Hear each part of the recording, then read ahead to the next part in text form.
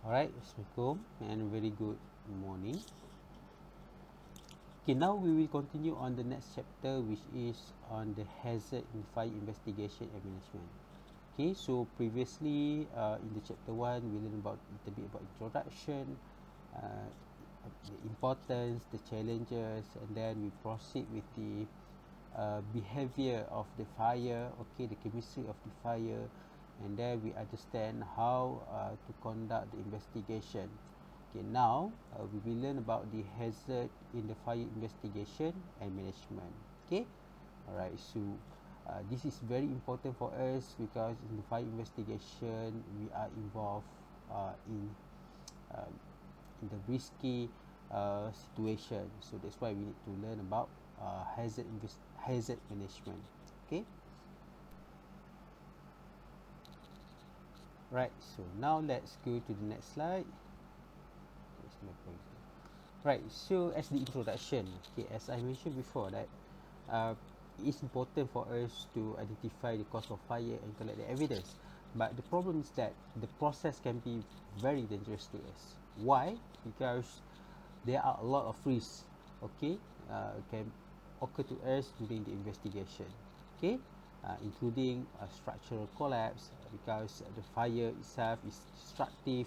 It can breach the integrity of the structure, so it can collapse the structure. Not only that, okay, all right. So during the burning process, okay, during the burning process, it can be also the release of chemicals, okay, which is can be hazardous, or maybe like incident in Pasir Gudang, where the factory involved in the fire accident. So they release a lot of chemicals because the factory also have stored a lot of chemicals over there. So they will release hazardous materials. Okay, right. The hazardous material is not only from the chemical itself. It can be also come from the sharp object. Okay, which is can be found okay a lot in the scene of fire.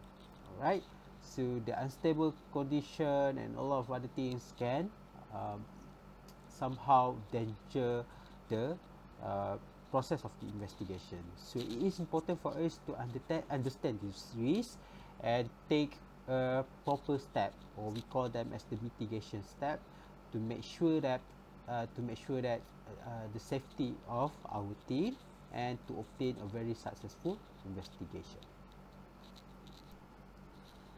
Okay, that's why in the fire investigation there are rules and guidelines we must follow.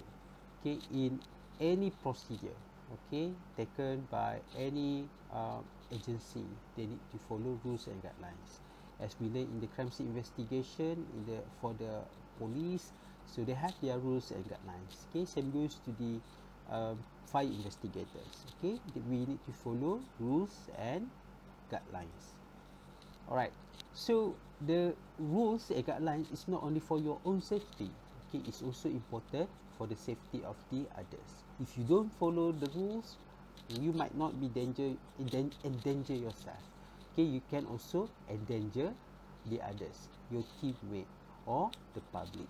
So you don't want that to happen. Okay, so we want to follow the safety and the guidelines so we can mitigate the risk and obtain a very effective investigation and not losing any valuable information regarding the investigation.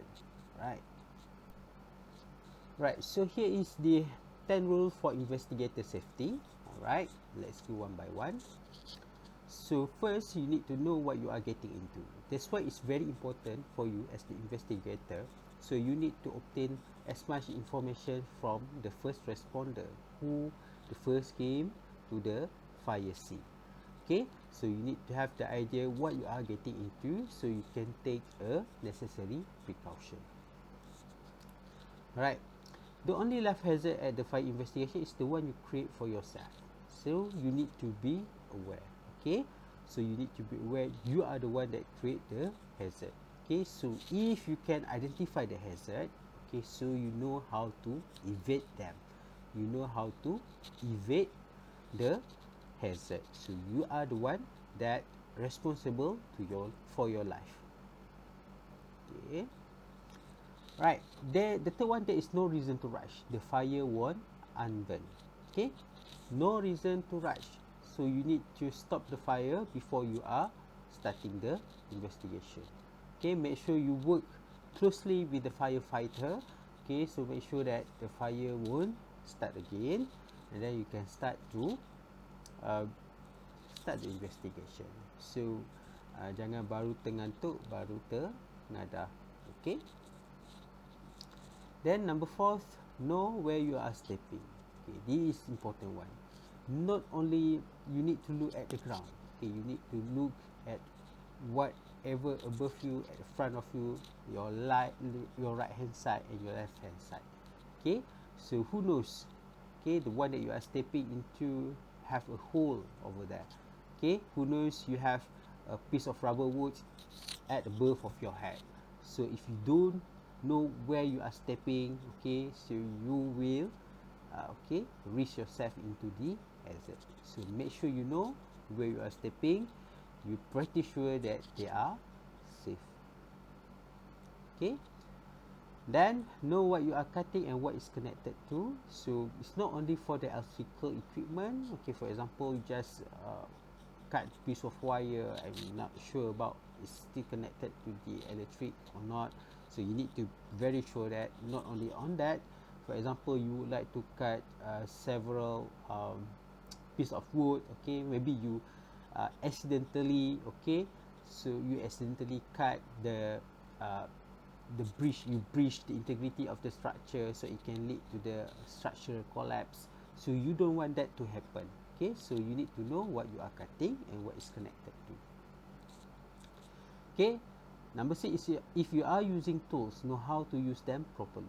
Okay, this is very important. A lot of accidents, okay, for the amateur, I'm not saying for the firefighters, I'm saying for the public people. So if they are buying tools but they don't know how to use them properly, and it can lead to the accident. Okay, you can search a lot of accident, for example using a welding gear or using the grinder gear. So at the end they backstab the user. So if you don't know how to use them properly, better you don't. Okay, right, if you get hurt and there is nobody that knows about it, you are still hurt. If you are hurt in the process, okay, or before the process, okay, right, so you need to tell the others. Nobody knows that you are hurt. Okay, especially, okay, when we talk about hurt, it's not only physically, it's also affected mentally. Okay, right, so you need to tell your colleagues, you need to tell your supervisor that you are having a difficulty. If you are not telling them, they will not know and they are assuming that you are okay, and this particular situation can also become a hazard, okay, during the investigation. Okay, number 8, know what you are touching. So you cannot just simply touching anything. Okay, maybe it's still too hot, maybe it's too dangerous. Okay, it's too that we call harmful. Let's say for example chemical. Okay, or maybe it's connected to the electric. Okay, so it can have you to have be electrocuted. So you need to know what you are touching. So you cannot just simply touch anything, everything without you know what you are touching. Right? Then if you didn't personally the utilities secured, consider them hot. Okay? So if you are not seeing them, okay, handle properly, so you consider them hot. So you don't touch anything, okay, just for fun. Okay, so you need to be very careful, and if you don't have what we call any necessary to touch them, so you don't touch them. Okay, all right. And then the last one, there is nothing in there worth of your life. Okay, there is nothing in there. Prioritize your life.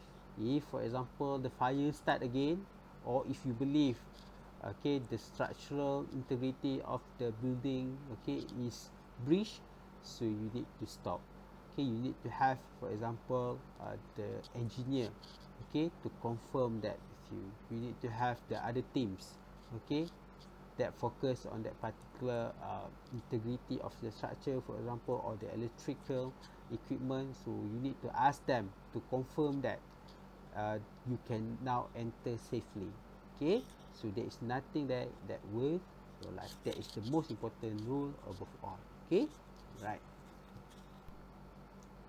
Okay, right. So here is a lot of safety guidelines, but here are among the important ones.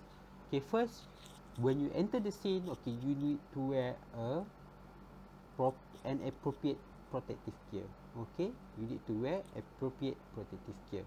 Okay, so you can have the fire resistant clothing. Okay, okay, let me have my pointer. Okay, make sure you wear a proper glove so you don't touch anything hot and it's directly touch your skin. Okay, you need to wear helmets, okay, for the head protection in case something fall above your head. Okay, you need to wear a mask when necessary. Okay, in case the fire still burn. Okay, in case it's involved a lot of chemicals, so you need to wear that. Okay, all right. Then you need to assess the scene.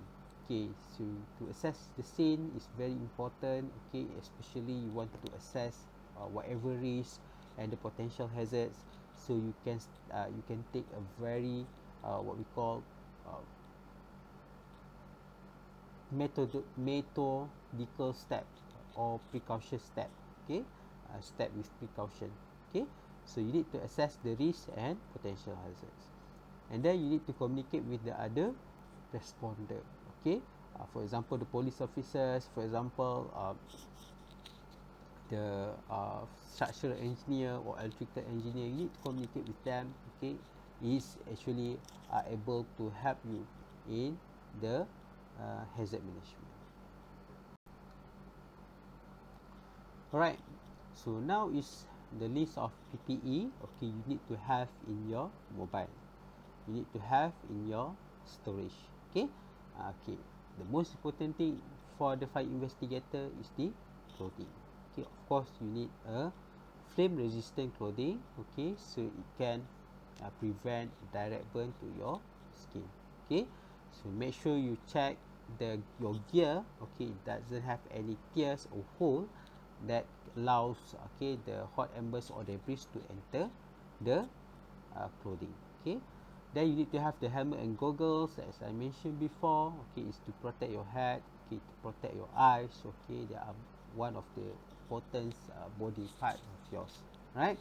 Then you need to have glove not only should be heat resistant. Okay, because you will or you need to touch a lot of other things, and then you need to also have a glove that provide a good grip. Okay, so it can helps you in moving to one place to another place, because in fire scene investigator, okay, the scene is not normal. Okay, you will have a lot of obstacles. Sometimes you are required to have a good grip, so the glove you need to have a very good grip. Okay, then you need to have the respiratory protection. Okay, in case the smoke is still there, okay, and you believe it's involved chemicals, okay, burning, so you need to have the respiratory respiratory protection. Okay, so you need to check regularly. Okay, either the respiratory gear is working or not. Okay, especially the seal. Okay, the seal must fit to that particular person. Okay, so if you are as the fire scene investigator, you need to have your own, okay, your own mask of respiratory. Okay, okay, now we will learn about the type of hazards and precautions. Okay, so in the fire scene investigation, okay, it's important for us to understand what kind of hazards, okay, might be available. Okay, so by understanding and check, okay, based on the type of hazards, it can help us to have very effective in hazard management. Okay, this first one is the physical hazard. Okay, the first one is physical hazard, right? So the physical hazard we can observe, okay, physically. All right, so it may come from the falling debris, okay, unstable structures, and the sharp object. Okay, so there are other kind of thing, but we focus on these three. Okay, so in the fire scene, okay, it's not uncommon, okay, to observe the following debris, okay, since the structure integrity has been breached, okay, due to fire. Okay, because of that as well, we can also observe, okay, very unstable structures. Okay, and not only that, we can also observe the sharp object. Okay, so these three common things, okay, as the physical hazards that we can find at the fire scene. Okay, so as the precaution, we need to examine the condition of the fire scene, and then we need to find all the physical hazards, okay, especially on the route of the investigation. Okay, so we need to find the hazards, okay, if it's involved the path way of the investigation. Okay, you need to obtain obtain the help from the structure engineer, okay, to ensure the safety of the scene, okay, especially to confirm about the stability of the structure. Okay, so after that, we need to determine a safe entry and exit route to the scene. So we need to determine the safe entry and exit route. So the safe entry and exit route must be what we call safe from those physical hazard. Okay, so you need to create a safe entry and exit route. Okay, of course, you need to also wear a proper PPE, okay, such as boots, suits, and helmets, okay, at least to avoid, okay, the object to directly what we call get in contact with your skin, okay, because they might sharp, okay, as well, right? Right, the next type of hazard is the chemical hazard. Okay, chemical hazard is also a common one. Okay, sometimes also even if we don't directly involve with the, for example, the chemicals, okay, maybe the factory is not producing chemical, or it might just occur at your house. Okay, the chemical can also come from a very common material, such as the perfume, okay, such as the sanitizer, okay. So those kind of the chemicals can harms you, okay, even the bleach, okay, that you have in your house, okay, burned during that particular incident can also give uh, hazard to you. Okay, alright, so here is the type of the chemical hazards. Okay, so the first one is the toxic gases. Okay, the toxic gases, the one that we need to be very careful. Okay, the most common one is the carbon monoxide, so we need to be very careful about it. Okay, it can also involve the hydrogen cyanide and a lot of other things. Okay, so not only on the form of gas, okay, we need to be aware in the form of liquid as well. For example, flammable and combustible liquids. Okay, so any liquid that we found, at the scene, okay, we need to treat them. We need to treat them as the toxic. We need to treat them as flammable. We need to treat them as corrosive. Okay, so all of these, okay, can endanger you. The toxic gas can what we call make you suffocated. Okay, the flammable and combustible liquids can ignite easily. The corrosive chemicals can, okay, severe your skin.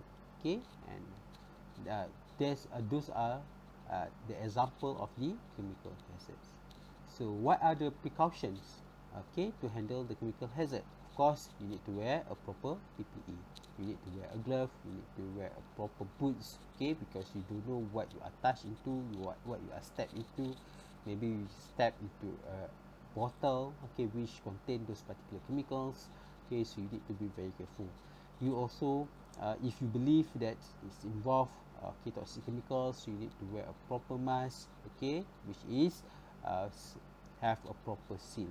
Okay, and if, for example, you encounter this particular chemicals, okay, or this particular chemical hazards, you need to decontaminate them. For example, okay, in the situation in the closed room, you need to open the windows, okay, but you need to take notes lah if you open the window to allow, okay, the release of those toxic gases.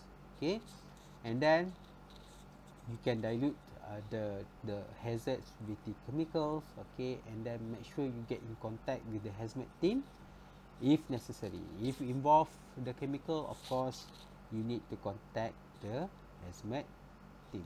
Okay, right, the next hazard is the thermal hazard. Okay, thermal hazards, okay, here are the three example of thermal hazards. Okay, first, the heat exposure. since the firefighter need to be over there for a prolonged amount of time, okay, so the heat exposure can cause of the heat stroke, so we need to be very careful of this. And of course the second one is burns, the common one, okay, might be we cannot observe, okay, the ember is still the wood is still in embering condition, okay, so we need to be very careful in what we touch. Okay, then of course the smoke inhalation, okay, not only is hazardous, okay, it can also bring heat, okay, okay, so it can cause respiratory problem, okay, if you inhaling, okay, um, heated gas, okay, it can also burn your respiratory system, okay, so we need to be very careful on this. So what can you do? Of course you need to wearing a proper PPE by wearing a proper mask, okay, so make sure that you use glove, okay, eye protection and everything to avoid any from the thermal hazard, okay. And then to assess the fire scene, okay, you can use the thermal imaging camera, so can you observe uh, the object with the what we call high heat temperature, okay, so the personnel also can have a break once in a while, okay, to drink water, okay, to avoid heat stroke. And then of course you need to provide the heat stress training, okay. Okay, the next hazard is biological hazard. Okay, we need to bear in mind that in the fire scene, okay, not only you can find physical object, you can also find the biological object such as the carcass, okay, of the animal, or maybe if involve the human body, you can find the body. So they can transmit disease to you. So what can you do is that you need to treat them as hazardous. Okay, make sure what you need to do is that you need to wear a proper PPE, you need to use proper respirators, and then you need to treat all of them as the contaminated and also hazardous. Okay, so we have learned 4 types of the hazards. And then I think the next one is the electrical hazard. I think the most common one. Okay, in the fire scenes, if involve the building, okay, so you can have the electrical shock, you can have the electrical burns, and also the outflash. Okay, so electrical shock is what? Electrical shock is the wire is still alive, the current is still alive, so it can electrocute you. Okay, and the electrical burns coming from the electrical equipment, which is the temperature of the wire is so hot, so it can burn your tissue.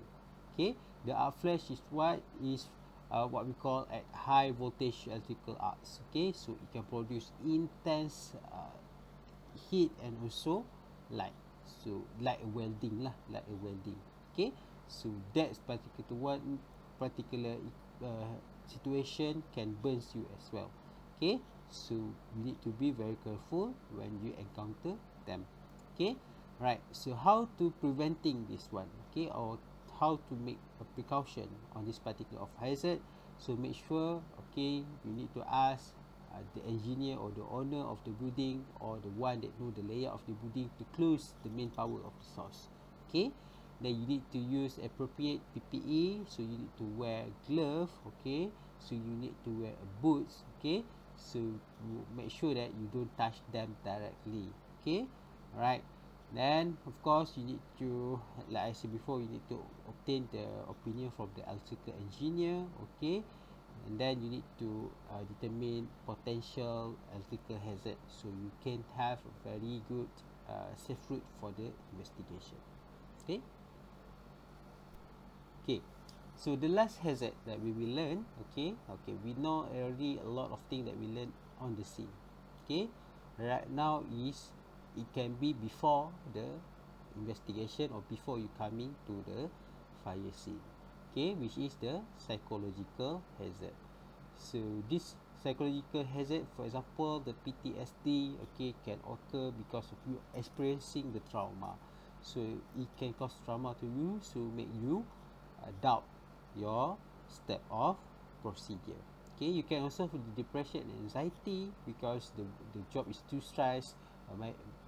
Maybe you can have what we call your family, okay, pushing you, okay, to stop the work as the firefighter or fire scene investigator because it's so dangerous. Okay, so it can lead to depression, anxiety, and of course it can also lead to substance abuse. Okay, so let's say for example you have the PTSD, depression and anxiety, and then you take the substance abuse, so it can limits, okay, it can somehow limits your brain activity and lead to harm during the investigation.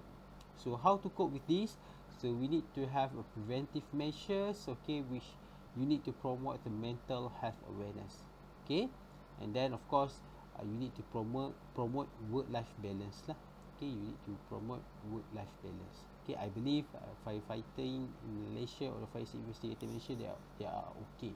Okay, just we are worried about the PTSD, okay, post trauma, okay, post trauma, okay, disorder. Okay, right, so then you need to have the early intervention. Let's say for example your colleagues, okay, or yourself, or someone that you know, okay, which involved in this particular field. Okay, you need to identify the warning signs, okay, the warning signs. So you need to send them for the uh, mental support such as counselling and so on. Then you need to provide ongoing support. If let's say you already in that particular situation, so you need to have a very regular meeting, okay, with your counsellor, okay, and then make sure you keep to have a mental health assessment. Okay, so preventive measures must be done for all of the members, okay, regardless if he or she has the mental disorder or not.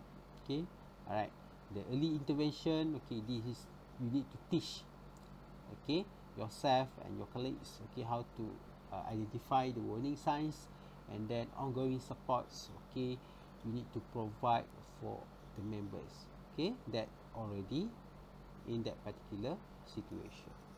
Okay, so a lot type of hazard. We learn about the physical one. Okay, we already learn about the biological hazard. We learn about the chemical hazard. We already learn about psychological hazard. Okay, analytical hazard, thermal hazard. So 6 type of hazards. Okay. Okay, the next thing. Okay, the next part we will learn about by understanding the fire behavior. So we can also manage the safety and hazard. So we need to understand the fire behavior, the science of the fire. Okay, so what is the fire behavior? Okay, how is the fire reacts to environment? Okay, right. So there are a lot of things can affect the fire behavior. Okay, not only the type of fuel. Okay, it can also affected by the by the weather condition and also the terrain. Later we will go one by one. We need to understand the principle of combustion. Okay, we already understand about those 3 elements. Okay, the heat, oxygen, and also fuel. Okay, so that also affecting the science behind the fire behavior. We need to understand behind the heat transfer. I think we have discussed few cases how heat transfer can occur from one building to another building, how we can counter them, and the fluid dynamics. Okay, it's involved the heat transfer as well. Okay. Okay, so for fuel, we already learned that about different type of quantity and arrangement of fuel can greatly affect the behavior of the fire. Okay, for example, if the fire, okay, if the fuel is made of wood, okay, it's not as vigorous if we compare if the fuel is made of kerosene. So if the quantity is small compared to much, we will know that, okay, how long that fire will still ignited. Okay, right, so we need combusted. Okay, so we need to understand the all those things. Okay, all right, then the weather and ambient condition also can affect. Okay, let's say for example you are in the situation the wind speed is too much, so you can take a necessary precaution.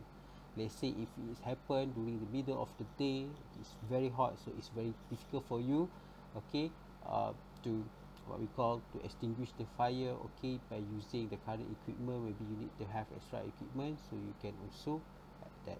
Okay, so that is how the weather and ambient condition can affect you. Okay, right. Okay, then you need to also understand the topography. For example, if you are fighting the fire outside the door, okay, okay, at the outdoor situation or in the open area.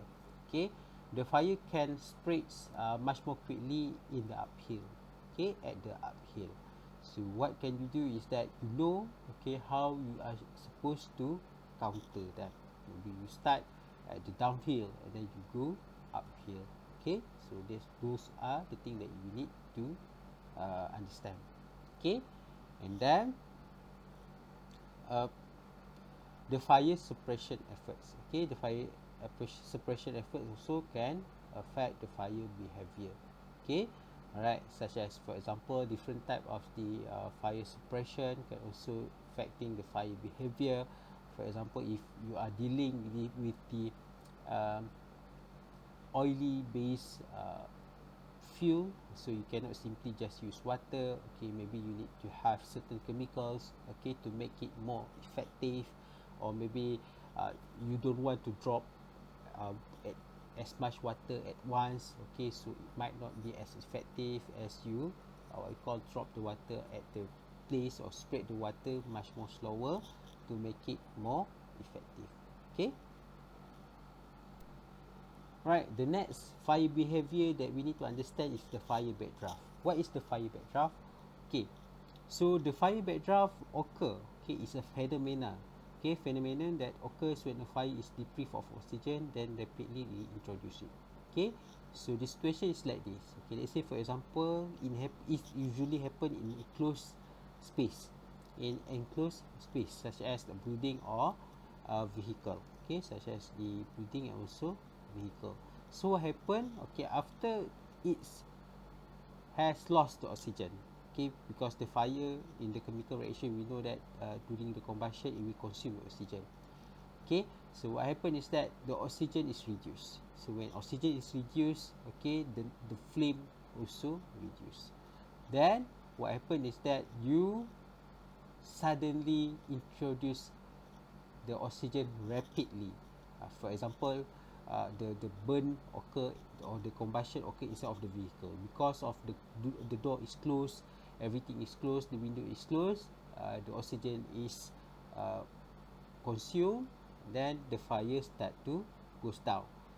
But because of the mistake, you open the door and then suddenly you introduce oxygen from the outside to the fire, and then it will cause, okay, the fire to explode. Okay, so they receive a sudden lot of oxygen and it will cause the fire to explode. So what happen, it will release a lot amount of heat and toxic gases. Alright, so we need to be very careful when we deal this particular situation, especially when you are approaching the enclosed space or um, when the fire is present in the enclosed space. Okay, especially in the building or vehicles. So let's try to look in this particular YouTube. Ada iklan pula.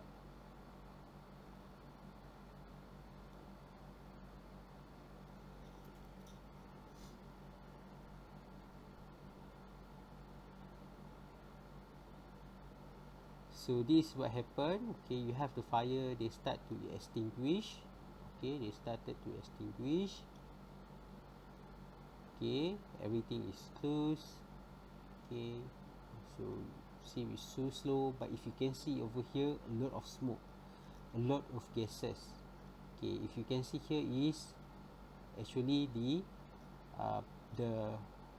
what we call the vaporized fuel or flammable gases. Okay, we have learned about the flammable gases before this, that the type of gas that can still be burned. Okay, so right now the amount of oxygen is quite low, that's why it start to extinguish. But when you open the door, you introduce the rapid oxygen, it will cause the explosion. So just previously we looked at the video, it's explode, okay, because a lot of unburning material, unburning combustible gas around this particular area. So we need to be very careful with backdraft because it can endanger you. Okay. Okay, so let's continue on the fire backdraft. Okay, so what happened is that here, for example, in the same situation, okay, it's closed system. Okay, the fire start to extinguish.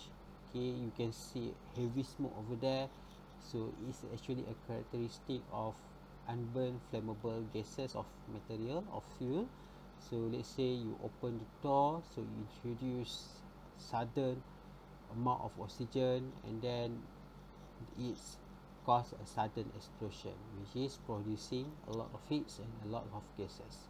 So if you look over here, what happened is that, okay, suddenly, okay, the temperature reached to thousands of degrees Celsius because of the backdraft.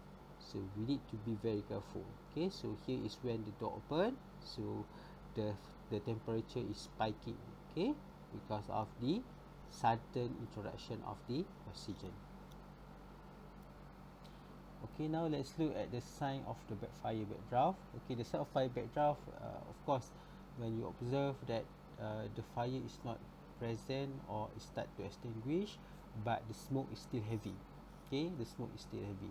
So it indicate that the presence of the flame gases. So a lot of flammable material that turn into gas. Okay, just uh, presence and ready to be burned again. Okay, and then you can still what we call feel the heat or increase in the heat, and it's not corresponding in the increase in the flame. Okay, it looks like the flame is already go uh, smaller, but the heat is still there. Okay, the heat is still there. So in this particular situation, we need to be very careful, okay, with the potential occurrence of the backdraft. So how to prevent the backdraft? Okay, make sure that you have a proper ventilation. So you don't want to have sudden introduction to the oxygen. Okay, alright, and then you need to maintain a lot of other things. Okay, but here you don't want to introduce sudden sudden amount of oxygen, sudden large amount of oxygen. Okay, right, so you need to train and educate your personnel. Okay, you need to train and educate your personnel. Okay, so we need to be very careful. Right, so let's say you are coming to the scene. What can you do? That you say assess from the distance. Okay, then you look for the sign of backdraft. Let's say it doesn't appear to have any smoke, heavy smoke. Okay, and then the temperature is also okay, then it's good. Okay, then to avoid the backdraft occur in the building, and then you need to ventilate the building.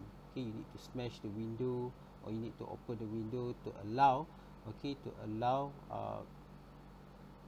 the flammable gas to escape. Okay, the flammable gas to escape, so it won't cause the fire backdraft later. Okay, so make sure to take caution. Okay, and then make sure you know the exit, the safe exit route. Okay, if let's say the backdraft occurs. Okay,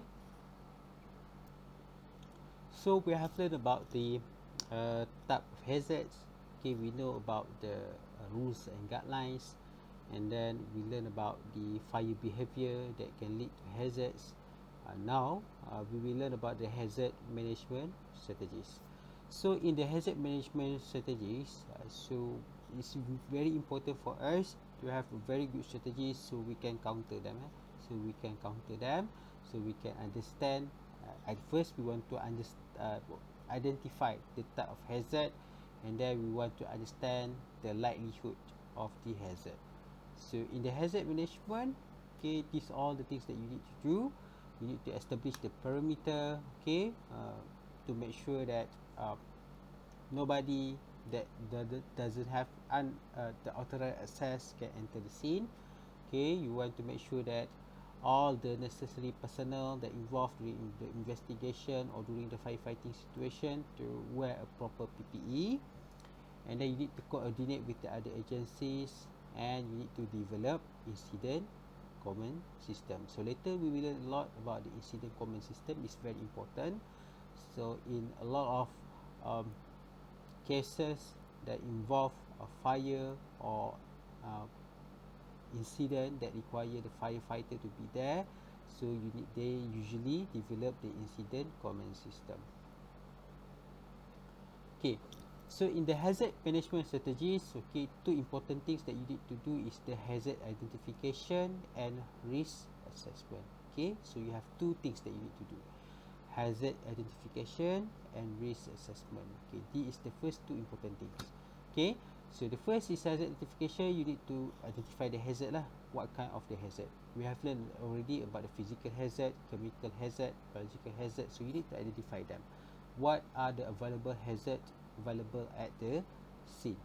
Then you need to do the risk assessment. Let's say, for example, how much do you think that the chemical, okay, will get exploded, or how frequent that you will encounter that particular physical hazard when you enter the scene.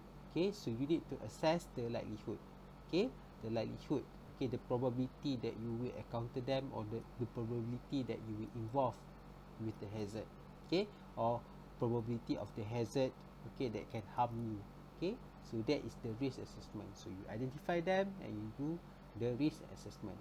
So how can you do this particular identification assessment? So you need to have several experts or consultant. Okay, so you need to have from the hazmat teams if it involve the chemicals. You need to have a consult from the electrical engineer. Okay, if in case you found that a lot of the electrical failures over there, and then you, of course, maybe you need the structural engineer as well, okay, to assess the safety of the building. Okay, right. So here is the thing we need to do. Okay, here is the thing we need to do for every physical hazard. So you need to do the risk assessment. So every hazard that you found, okay, you need to do the assessment. So here is the risk assessment matrix. Okay, so it's the likelihood to occur and the severity of the hazard. Let's say, for example, it's a blunt object, so it is negligible. Let's say even the likelihood is very likely because it's negligible, it's because of the very blunt object. It doesn't mean anything to you, so it's just not high risk, low medium risk. Let's say, for example, it's very sharp object, so it's very severe, but it's not happen to be in your pathway for the investigation or the firefighting. Okay, so let's say it's very unlikely, so it can cause the risk is we consider as medium. Okay, let's say, for example, okay, it happens to be in your pathway and the severity is too sharp, for example, so the risk is so high. Okay, so this is how you do the risk assessment metric. So you need to identify them, and then you need to coordinate with your team members and other agencies so they can know, okay, what an appropriate step that needs to be taken before they can enter or manage the fire scene. Okay, so how to manage them? Okay, so of course you need to have the engineer, okay, to confirm with you and then advise you what can you do. For example, increasing the ventilation system, or do a change to a proper fire suppression system, okay, to mitigate the hazards. And of course, in the administrative control, if it's occur in the incident, okay, during the incident, you can develop the incident command system. If you want to what we call do a management strategies before the incident occur, you can provide training programs to your uh, members of the agency. Okay, and then of course you need to prepare the PPE. Okay, you need to make sure that if it's the process occur during the incident, so you need to make sure that it's compulsory for them to wear a PPE. If let's say, for example, before the incident, make sure that you have gradual check on the equipment, okay, to make sure that they are capable to be working so good, okay, during the delivery of the task. Okay, now is the hierarchy of the hazard control. I think it's just very simple information. Okay, the best way to eliminate the hazard, okay, the most effective way for the hazard control is to eliminate them. Okay, the PPE is actually the least effective. It just protect us. okay, but we cannot prevent from the hazards to occur. So just PPE is just the basic minimum requirement. Okay, the best way is you eliminate them. Okay, then the second one you can substitute them. Okay, so you just replace the hazard and then you substitute them, or you control them using the engineering control. You isolate them. Okay, then you can do the administrative control. Okay, you train them. Okay, you develop the incident command system. Okay, you do the risk assessment. Okay, that's all the minimum requirement. Okay, you need to do. Okay, so as I mentioned before, that fire investigation resources and training is a must. So the NFPA is actually provide a standard and requires that all the members of the firefighter needs to attend the training. So they also providing the training as well at the international level and also national level. Okay, so you need to have your members or your personnel to attend the training. Okay, so they are ready uh, to work on fire cases or the fire investigation. Okay, so the NFPA will provide you certificates, so they will acknowledge you that you have already received a proper training. Okay, so you can have to meet a very minimum requirement to serve as the firefighter. Okay, and then of course we already mentioned about personal protective equipment a lot. Okay, so you need to make sure that the PPE is complete. Okay, PPE is complete, the PPE is selected the best, okay, to counter the situation. Okay, and then you need to have a regular maintenance and inspection of the PPE. Okay, because the PPE can degrade over time.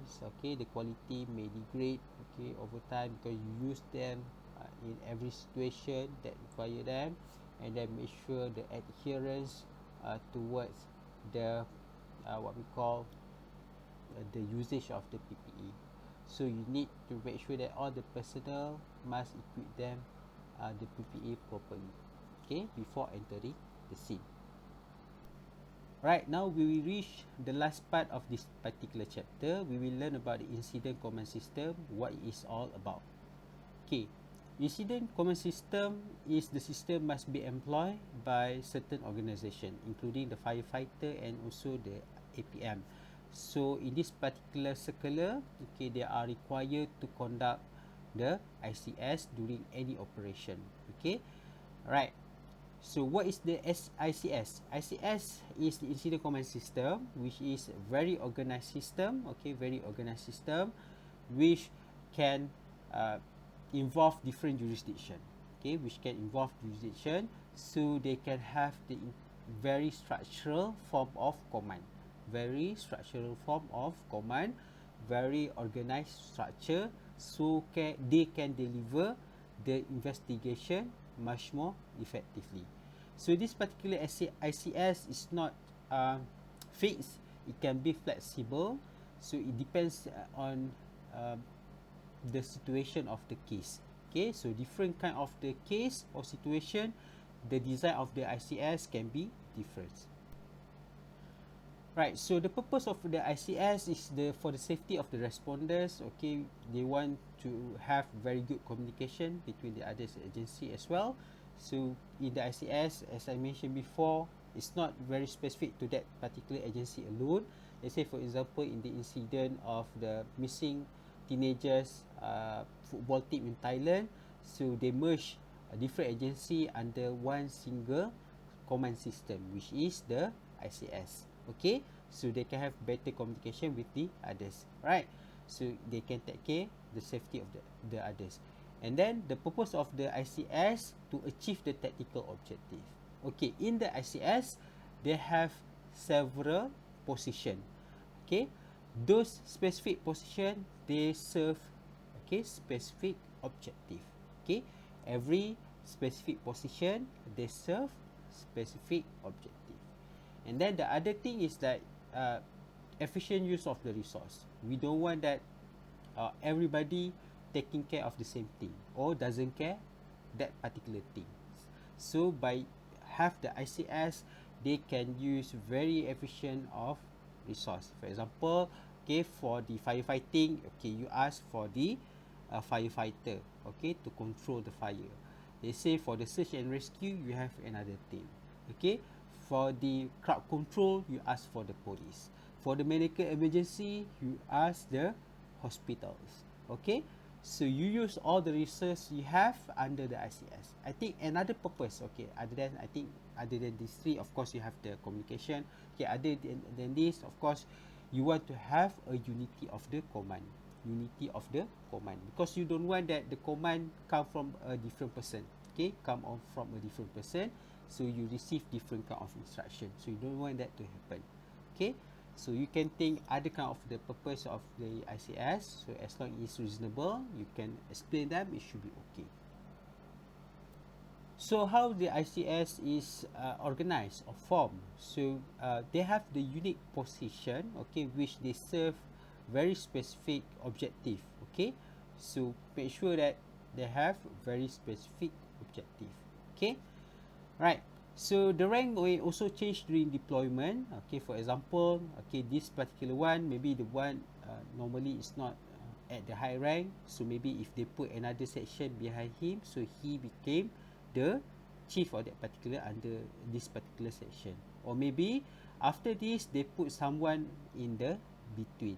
Okay, to control the one below it. Okay, so we can see that later lah. Okay. A chief may not hold that title when deployed under ICS. Okay, remember that not necessarily that, for example, the chief of the station become the commander. Okay, become the higher one. Okay, it can change, depends on the situation. Okay, alright, it can depend on the situation. Okay. So in the ICS, we prioritize the chain of the command, the line of the authority. Okay, the one below, okay, will only adhere the command the somebody above it, and this particular person, okay, will follow the one that instructed by the, for example, this particular commander. Okay, right. So each individual, they serve a designated supervisor, so they don't cross the chain of command. For example, this particular person, they don't go directly to the highest authority, so it will discuss with the person up before them. Okay, at the high level before them. Okay, right. So this is the unity of command. Of course, you say that this is very what we call uh, hierarchical. It will take a lot of time, okay, to discuss, but this is very important because unity of the command is very important, because we don't want that somebody get confused. Okay, somebody get confused, communication get confused, so the information get haywire, so we don't want that to happen. Okay, so we only report to one person. Okay, okay, right. That is the best thing about the ICS. Okay, for the incident commander, okay, if you look over here, the highest one will be the incident commander. Okay, normally, for example, okay, the one that leading the process will become the incident commander. But let's say the case become higher profile, so let's say the higher ranking person came in, okay, they can assume the command, okay, or they can maintain the command as it is, or if necessary they think that the person is not qualified, okay, they can transfer the command to a third party. Okay, alright, but it must be higher ranking person. Okay, if the ranking of the person is much lower, they cannot cut the command or change the command system. Right. So the most qualified person is usually is independent of rank. It's not necessarily the one with the higher rank will be the incident commander. Okay, so they look at the quality of the person, okay, as the incident commander. So incident commander will be the one that will lead the entire process of the operation. Okay, right. So under the incident commander, he can design the command staff, the staff, okay, that's under him lah. Okay, so he cannot manage everything, so he appoint somebody to lead that specific objective. As I mentioned before, in the ICS, we appoint specific position for specific objective. Okay, for example, public information officer is the officer that will handle any information about the public. The liaison officer, okay, that build the relationship between the other agencies. Okay, the safety officer focus on the safety.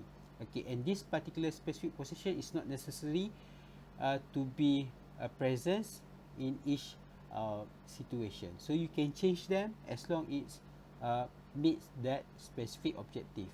Okay, as long that you understand the objective, so you can assign the specific position. Okay, as the incident expand in complexity, so you can also add the general staff. Okay, you can add the general staff to serve the operation. For example, you put the operation section, planning section, logistics section, and finance section. Okay, so specific to that particular task. For example, later, okay, operation section is to develop technical organization. So the incident commander just look from above, so don't need to think for everything. So he can choose appropriate person, qualified person to lead the operation section. Okay, they can also point the planning section, for example, action plan, okay, to accomplish the objective. Logistics section to what we call plan all regarding the resources. The finance section to manage all the costs required for that particular operation. Okay, right. So there are no specific rules, so you can expand, you can extend. Okay, as long is follow the chain of the command, it should be okay. And make sure that, okay, that specific position meets the specific objective. If let's say for you example that it's not necessary to have that particular position, okay, the objective is not required, so you can remove from the ICS. Okay, so that's why only function or positions that are necessary are filled. Okay, so each activated element must have person in charge lah. Okay, so let's say you have that particular objective, you need to have the PIC, person in charge, and then the effective span of control must be maintained. What is mean by the effective span of control? Okay, the span of control is mean that you don't lose a control. Okay, so you need to manage all the what we call the section effectively. Okay, alright, that is the mean by span of control. So how to develop the ICS is what we call modular fashion. Okay, which is top down. So the highest position will have the higher ranking, so the one below will adhere to the command to the person above them. Okay, so the complexity based on the size based on the complexity of the incident. Okay, there is no specific rule about it. Okay, as long they follow specific command, okay, they serve the specific objective, okay, that should be fine. Okay, so here is the example of the situation. So on a chilly autumn day, a parent calls 911 to report a missing 7-year-old child in a wooded area adjacent to a coastal area. Okay, let's say you are appointed as the incident commander. Okay, so they will cast a public information. Okay, so the news, the what we call uh, the magazine would like to catch the news. Okay, so they would like to have the information, so you need to assign the public information. So you need to work with the other agency. For example, you need to work with the hospital, so you have the liaison officer. So you have the safety officer as well to investigate the safety of the what we call operation. Okay, okay, to lead the safety of the operation. So you can also lead, for example, the EMS group. Okay, you can build the section of the EMS group specific to that particular objective. Okay, for search group, for the search process, the investigation group. Let's say, for example, you would like to know the incident occur due to negligence or accidental, for example. So lead, you need to have several what we call section that serve very specific objective. Okay, so remember, when to develop the ICS, okay, usually you list the objective required, then only then you put the PIC and that suits the position to serve in. Okay, right. So as the what we call the ICS become more complex, okay, so you need to maintain the span of control. So you cannot control everything. So you need to look at the other as well. So what can you do is that you assign the operation section chief, so they what we call of they looks, okay, for this particular section, okay. So they lead this particular section, so this person will report to the directly to incident commander. So this incident commander doesn't need to go directly or supervising directly this particular situation. So this require to maintain the span of control, because we don't want, okay, the span of control become lost somewhere. So it must be managed effectively. Okay, right. So this what the thing that you need to do. Okay, let's say for example the scenario with the 100 of respondent and volunteers arriving, there is a need for unseen support of the planning on logistic functions. So you can expand to the logistic section and also the planning section lah. Okay, so you can also expand them. Okay, you can also expand them. Okay, or maybe you spread them from this particular section. Let's say previously, or we don't have it here, right? So let's say it's to that you need to have that particular logistic section, or it's not suitable to be under this particular section before, so you put it separately. So as long as become effective and the span of control can still be maintained, okay, it can still be done. Okay, right. So here is the ICS benefits. Okay, so it meets the need of incident of any kind or any size. So ICS is flexible, so you can make it effectively, okay, meet with the requirement of the situation.